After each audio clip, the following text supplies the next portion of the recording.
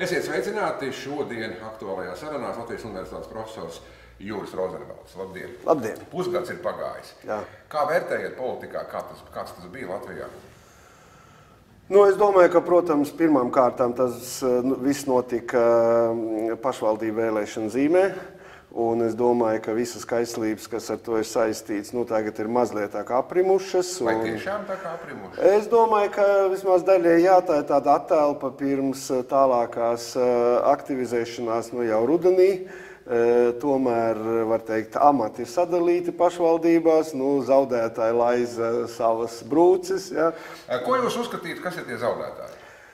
Es domāju, ka zaudētāji ir tomēr, varētu tā teikt, tā dalīti, jā, bet pirmais zaudētājs tomēr ir vienotība, nestoties uz to, ka vienotība ir palielinājusi savu pārstāvniecību pašvaldībās. Jā, tas skaitliski palielināja, bet vienotībai bija ļoti vājas pozīcijas pirms tam, tāpēc šī paaugstināšanās, pārstāvniecības paaugstināšanās, palielināšanās, varbūt ir tāds vājš mierinājums. Protams, šeit jārunā par tā diezgan katastrofālu zaudējumu Rīgas pašvaldības vēlēšanās, ņemot vērā to, ka vienotība ieņem tikai trešo vietu. Faktiski vienotībai partijai, kas pašreiz veido valdošās koalīcijas tomēr kodolu, ir ļoti tālu no tā, kas kādreiz bija, piemēram, Tautas partija attiecībā uz pašvaldībām. Jā, tās pozīcijas pašvaldībās izskatās nevisai spēcīgas. Kaut arī, protams, teikt, ka vienotības tur nav, nebūtu korekti. Es domāju, ka grūti teikt, vai ir ņemot vērā arī ļoti zemus reitingus, pirms tam grūti runāt, vai mēs varam par kaut kādu. Ko nozīmē zaudējums Reformu partijai, kas pirmoreiz piedalījās pašvaldību vēlēšanās, tomēr 50, mazliet vairāk kā 50 mandāti. Tad jau viņiem faktiski jebkurš mandāts skaits ir savu veidu uzvar. Jebkurš skaits ir zināms panākums. Jā. Bet sakiet, kā jūs raugāties uz to Reformu partijas nākotni tagad? Tās vēlēšanas parādīja, ka tie reitingi tiešām tādi arī ir, kas ir zemi. Jā. Šobrīd es saprotu, ka viņiem būs vasarā vai rudens pusē būs kaut kāds kongress, kur viņi mainīs... Kongress būs jau, cik es saprotu, 15. datumā, 15. jūlijā, pēc 2 nedēļām. Jā.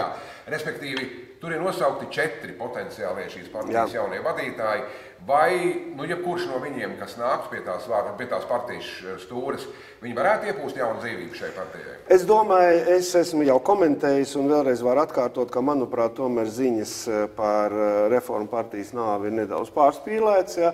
Reformu partija atrodas krustcelēs, manā izpratnē, bet Reformu partija ir diezgan, var teikt, labi trumpi, un tieši šie trumpi saistās ar ministriem, kas tomēr ir pietiekami redzami, pietiekami aktīvi. Daži no šiem reformu posteņiem ministru posteņiem ir tādi, kuri ir pilnīgi tikai plusus nes. Es domāju, šeit ārlietu ministra posteņs, arī citur ministri ir redzami. Es domāju, ka Reformu partijas reitingam par labu varētu nākt arī Ķīļa nomaiņa izglītības un zinātnes ministra amatā. Viņš padomnieks paliek? Padomnieks, bet viņš šaubās, un es domāju, ka padomnieks ir padomnieks un ministrs, un šajā ziņā es domāju, ka Dombrovska kungs, runa ir, protams, par Vjačeslavu Dombrovski, ir tomēr cita tipa cilvēks, kas ir ar lielāku, pašreiz jau var teikt, parlamentāro pieredzi, ar spēju tomēr sarunāties ar cilvēkiem, jo es vēlreiz gribu atkārtot, to es agrāk esmu teicis, ka, manuprāt, Ķīļa kunga galvenā problēma bija, fatāls komunikācijas trūkums ar nozari, un šajā ziņā te nav runa par to, ka ir kaut kādi stagnāti, kuri ne par ko nelaida uz priekšu viņa reformas, bet par to, ka viņš nespēja vienkārši par šīm reformām normāli, es gribētu teikt, cilvēciski runāt.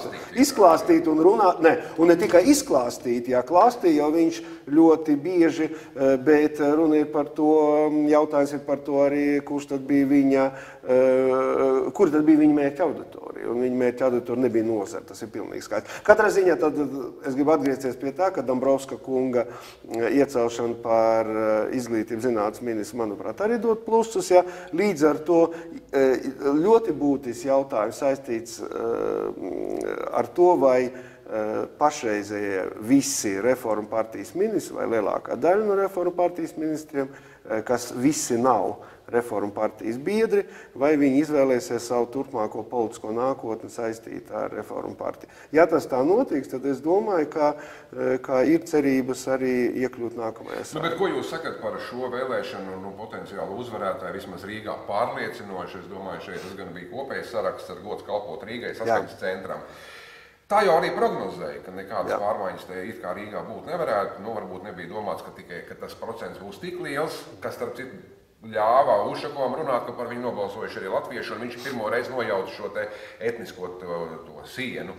Vai to mēs varam arī tā domāt, ka arī nākamās Saeimas vēlēšanas viņiem varētu būt šādā atslēgā? Es domāju, ka tomēr, pirmkārt, es gribētu teikt, ja mēs atgriežamies pie pašvaldību vēlēšanām, tad tomēr viennozīmīgi pašvaldību vēlēšanu uzvarētais ir Zaļo zemnieku savienība. Ja? Jo tomēr, es domāju, tik pārliecinoši pašreiz, ka ir vairāk kā 300 un palielināts vēl turklāt palielināt pārstāvniecību kā Zaļo zemnieku savienība, es domāju, ka cita partija ar to lepoties nevar. Vismaz Zaļo zemnieku savienība vairāk kā 2 reizes pārspēja saskaņas centra rezultāti. Ja. Protams, saskaņas centra panākumi, protams, saistīti ar 2 lielām pilsētām, es domāju. Faktiski var pieplusēt arī 3. pilsētu, es domāju, Liepāju. Liepāju, kur Seska kungs arī... Jā, arī Seska kungs, jāsaka, Reformu partijas nevisai elastīgas nostājas rezultātā. Es domāju, ka bija spiests, tā nebija tāda viņam pirmā izvēle, bija spiests ciešāk sadarboties ar saskaņas centru. Un man liekas, ka tas noteikti dos plusus saskaņas centram arī nākamajās Saeimas vēlēšanās. Kas attiecās uz Rīgu, tad es gribētu teikt, ka par to jau daudz tika runāts, var tikai atkārtot, ka acīm redzot viena no problēmām bija ļoti vienotība, ļoti neveiksmīga kandidāta izvēle. Es domāju, Ēlerts kundze galīgi nederēja šīm amatām, gan tāpēc, ka viņi izvēlēs nepareizo toni, nepareizos jautājumus, jautājums, kas pašvaldību vēlēšanu specifikai neatbilst. Bet man jau šķiet, ka tur viņiem ir kaut kādas iekšējas savas spēles vienotībā, kāpēc tika izvēlēti tieši kā mēra kandidāts, kuras varbūt mēs publiski nemaz nezinām. Jā, es piekrītu, jo es gribētu arī ticēt tam, ka ir kaut kāds iekšējas pretrunas, kādu kaut kur laist, kaut kur nelaist, vai tur, sieviešu strīdi par ietekmi partijā. Jā, palaist un pēc tam teikt, ko tad jūs citu gaidāt? Protams, vasarā ir tāda politiski neitrālāks laiks, tā kā atvaļinājuma laiks, Saeima ar tagad nedarbojas, bet tagad, kad nāks viss no atvaļinājums, būs jau reāli augusts. Tas nozīmē, ka faktiski gads mazliet vairāk nekā pirms lielajām vēlēšanām. Kā jūs vērtējat, kā notiks šī gatavošanās? Parādīsies jauna politiskie spēki, Repšas, šī biedrība jau ir kaut kā pieteikusi sevi, ka viņi tā kā grasās nākt. Ko jūs par Repšu varētu teikt? Es domāju tā, ka redziet, no vienas puses, es domāju, ka Repšas kungs nāk ar visnotaļ atbalstāmām idejām par ekonomikas stiprināšanu, un cik es saprotu, tomēr Repšas kunga partijas atbalstītāji tādu nozīmīgāko viņām kodolu veido tie uzņēmēji, kuri nav visai apmierināti ar pašreizēju ekonomisko politiku, varbūt kas cer uz lielāku, vietēju uzņēmumu ietekmi uz politiku. Bet jūs šajā tieši aspektā līdzību ar godu, kā viņi bija tas par labu Latviju, tur jau arī uzņēmumi? Jā, es domāju, ka tas ir vēl viens izdevums, un ļoti grūti spriest par šo topošo politisko spēku, kas cik var spriest noteikti pārtaps par partiju, ja? Un piedalīsies Saeimas vēlēšanās, ļoti grūti spriest, tāpēc, ka faktiski no tādiem iespējamiem politiskās dienas kārtības jautājumiem faktiski kārti 2 jautājumi. Viens no tiem ir par politisko reformu, kur ļoti daudzi viņu priekšlikumu saskana ar prezidenta priekšlikumiem par izpildu varas palielināšanu, kas varētu būt tāds mīļš temats Repšas kungam, ņemot vērā viņa vadības stilu, ko mēs esam pieredzējuši. Vēlētājiem arī tas patika šādi jauni ievedumi? Es domāju, ka kopumā tie jaunie ievedumi, ko piedāvāja gan prezidents, gan Repšas kungs piedāvā, vēl manā izpratnē, Repšas piedāvātie labojumi ir radikālāki par prezidenta, bet jebkurā gadījumā tie ir drīzāk, es gribētu teikt, tādi nepieciešami, ja skādi no tiem necelsies, bet tie nebūs pietiekami. Jo es domāju, ka tas, par ko runā prezidents, piemēram, par konstruktīvu neusticības votumu, balsojumu, es gribētu teikt, ka tad, kad tiek piesaukta Somija vai tiek piesaukta Vācija, šajā gadījumā tiek pateikts A un netiek pateikts B. Netiek pateikts, piemēram, tas, ka Somijā ministru prezidents jebkurā brīdī var griezties pie prezidenta ar aicinājumu atlaist parlamentu, ja, un par to, ka Vācijā arī, ja gadījumā šīs tiek izvirzīts cits kandidāts, bet tas neiegūst vairākumu Bundestagā, tad tādā gadījumā var tikt rīkots jaunas vēlēšanas. Ja tas jautājums par tām reformām, vai no Repšas, vai no prezidenta virmo gaisā, tas nozīmē, ka Latvijā mums politiskā sistēma ir nobriedusi un ir nepieciešamība pēc šādām izmaiņām? Pirmkārt, sāksim ar to, ka Latvijā politiskā sistēma, acīm redzot, to ir speciāli jāatzīmē, ka tu nav mainīta. Mēs faktiski esam pārņēmuši un mēs esam vienīgie.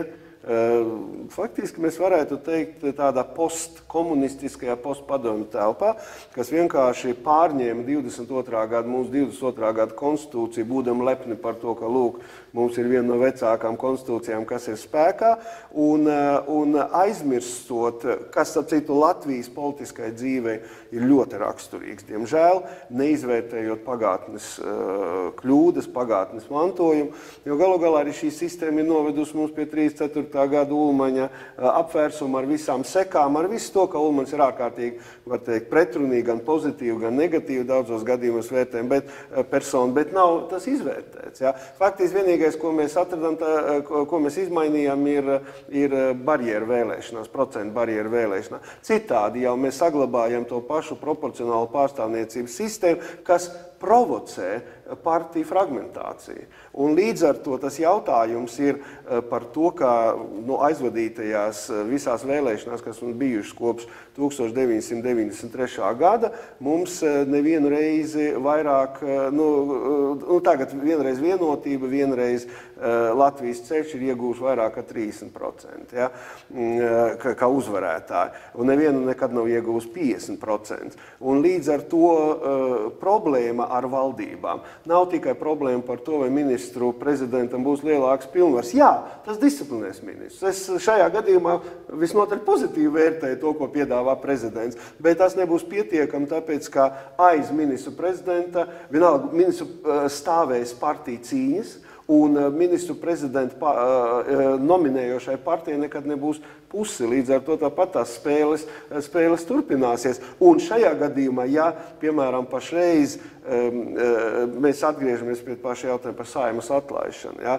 Tauta var atlaist Saimu, jā, bet es domāju, ka pie pašreizējās, vilšanās politikā diez vai otru reizi, un Zatlera partijā diez vai otru reizi tāds referendums tik ātri notiks, varbūt notiks, redzēsim, ja, bet tāpat ir saglabājusies norma, ka prezidents varētu ierosināt Saeimas atlaišanu tikai riskējot ar savu amatu. Ja. Līdz ar to šajā gadījumā jautājumi ir, acīm redzot, ir vērts diskutēt, varbūt ir vērts diskutēt no vienas puses par to, lai saglabātu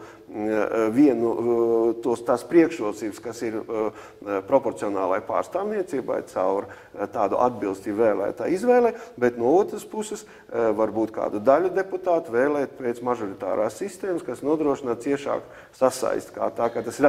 Tas ir diskutējams jautājums. Es absolūti nejūtos tas guru, vai kas pateiks, bet par to diskutēt būtu nepieciešams. Es pieņemu, ka varbūt arī rudenis nāks ar šīm diskusijām, jo politiskā vai ne cīņa sāksies par Saeimas vēlēšanām. Skatīsimies un sekosim notikumu attīstībai. Paldies jums par sarunu. Lūdzu.